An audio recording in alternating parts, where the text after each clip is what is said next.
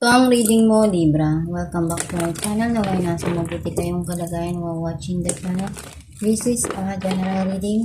Kayo nang bahalang magpalit-palit ng situation nyo sa reading ko.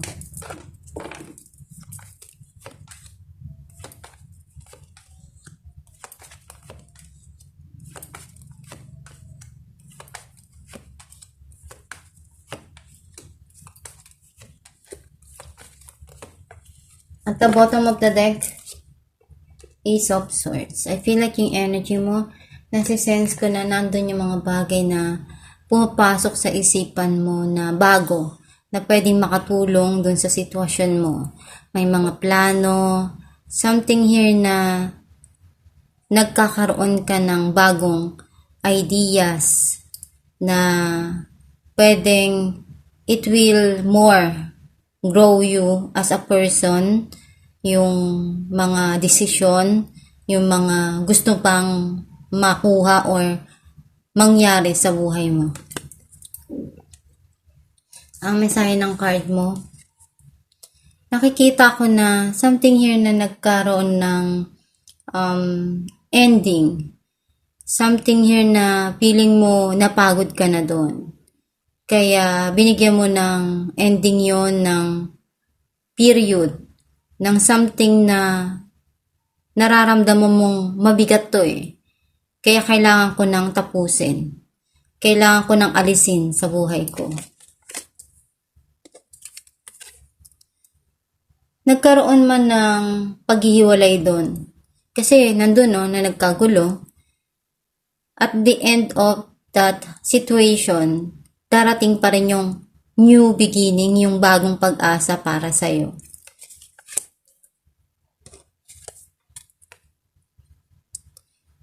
Unti-unti namang naging okay lahat. And mas gusto mo ngayon na kalimutan muna yung mga nangyari na yon at ayusin yung sarili. Maging maayos yung lahat ng mga sitwasyon na dumarating. Doon ka muna nagbibigay ngayon ng attention mo. Kasi mas okay sa'yo na mag-heal muna yung wound na nanggaling sa past na yon. Some of you, pwede may pupuntahan ka dyan. Nakita ko dito na I think something very tricky or running away from dun sa situation na yon. Pwedeng merong pagsisinungaling na nangyayari. Some of you, someone is spying on you.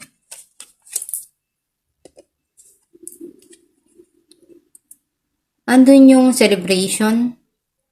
Pwedeng reunion na darating. You're enjoying that moment. This person, alam mo yung masyado siyang masungit. Sometimes, mamanduhan ka or kukontrolin ka. Kumbaga, i-overpower ka niya. Pero, kung ikaw naman ito, nakikita ko na ngayon mas may mga bagay kang pinag-iisipan ng malalim. Nakikita mo sa sarili mo na kailangan na yung mga dumarating sa'yo, masusi mong iniisa-isa, inaalam lahat, pinag-aaralan. Some of you pwedeng may nag-a-advise, nagbibigay ng payo sa inyo. Andun yung may mga pinagdaanan ka at alam mo sarili mo na may mga sitwasyon na nagkakaroon ng blinded na situation and na-overcome mo naman yun. Nalalagpasan mo yung mga pagsubok na yun.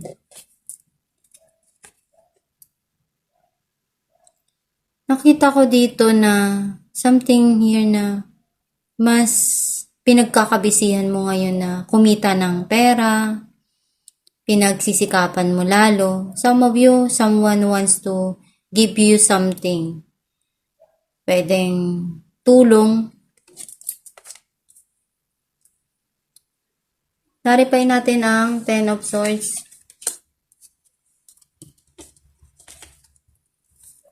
Five of Wands and Ace of Swords. I think something here na may mga nangyayari na struggle sometimes dun sa situation na yun. At ngayon nare-realize mo, nagkakaroon sa'yo ng clarity, ng linaw lahat yung situation. Some of you pwedeng communication. Kasi meron ditong nangyari na hindi maganda, kumbaga nagkaroon ng pagtatalo and you feel betrayed. You feel sad. Kasi alam mong nandun yung kaya mong gawin. May mga bagay ka dito na pinaplano, pinag-iisipan ng malalim. Clarify natin ang Six of Swords.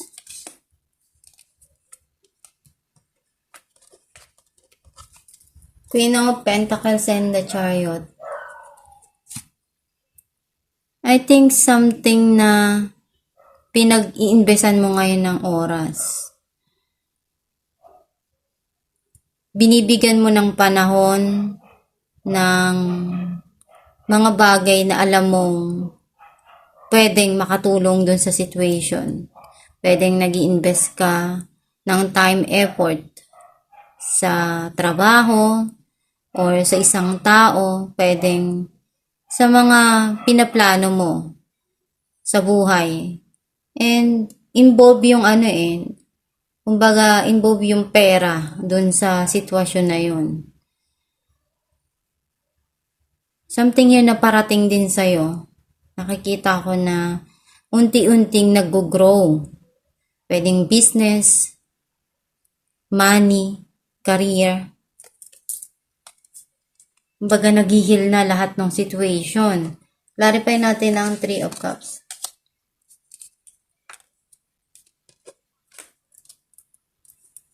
The Hermit ended. Meron ka pa ring mga bagay na binabalik-balikan na naranasan mo.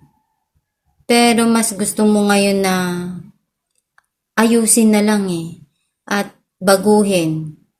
May mga bagay dito na hindi mo inaasahan na magbabago sa buhay mo. Pwede magkakaroon ng pag-aayos, ng pag-uusap. Clarify natin ang Two of Swords. Three of Wands and the Lovers. May hinihintay ka na bumalik. Or pwedeng may tinitingnan ka dito sa malayo.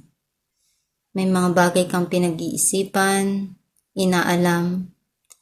But still, andun yung pagmamahal Pagmamahal sa sarili, pwedeng pagmamahal sa isang tao.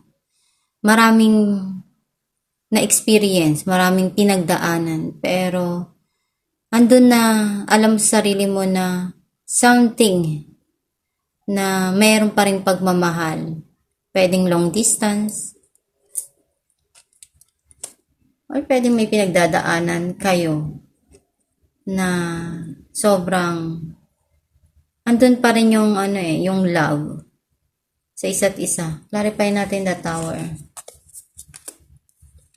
Seven of Wands and Ace of Wands.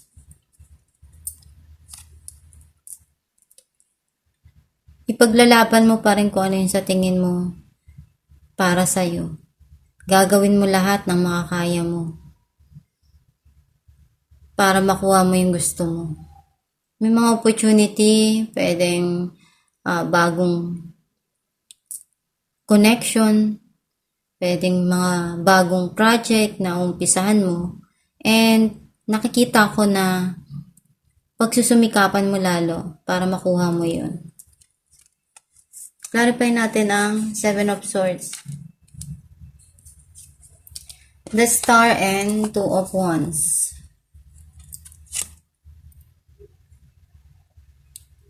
May planning ka dito, pwedeng sa iyong future, pwedeng travel. Something here na umaasa ka pa rin na makuha mo. Kasi para sa'yo, pangarap mo yun eh. At nandun yung nagtitake a risk ka talaga na gawin yung makakaya mo dun. Clarify natin King of Swords. Death and the Sun. Transformation. Nandun yung healing and happiness for you. Nagiging okay lahat para sa'yo. May mga bagay na darating dito na talagang ikakasaya ng puso mo. Clarify natin ang Knight of Pentacles. Ace of Wands and Four of Cups. O, may darating na offer para sa'yo. Pwedeng offer na pagmamahal, passion, pwedeng project, opportunity na sa tingin ko ikagrab mo. Or pwedeng maging maganda yung papasok na opportunity for you. Alamin natin kung ano mensahe ng yung gabay.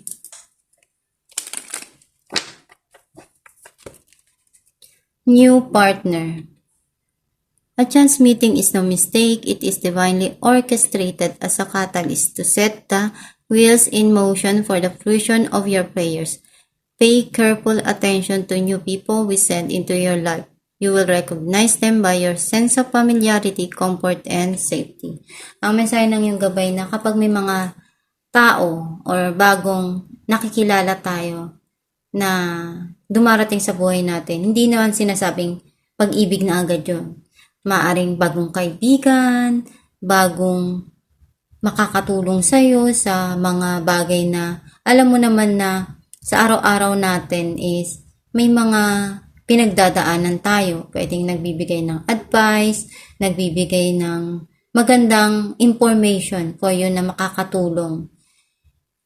May mga pinapadala, kumbaga, sinesend sa atin ng mga tao na pwedeng iyon yung gamitin na pwedeng makatulong sa buhay natin. Hindi lang naman sinabing mayroong darating sa'yo na isang tao, pag-ibig na agad. Hindi. May mga bagay na binibigay sa atin dahil may rason yun. Mayroon tayong makukuha, matututunan, or something na makakatulong sa araw-araw natin, sa pamumuhay natin, sa development natin, sa grow natin as a person.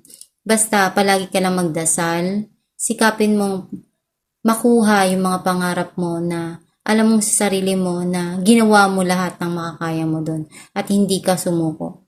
At pag sumikapan mo lang ng mabuti. At itong yung reading Libra, kung nakaresonate ka, kindly comment down below. Thank you for watching.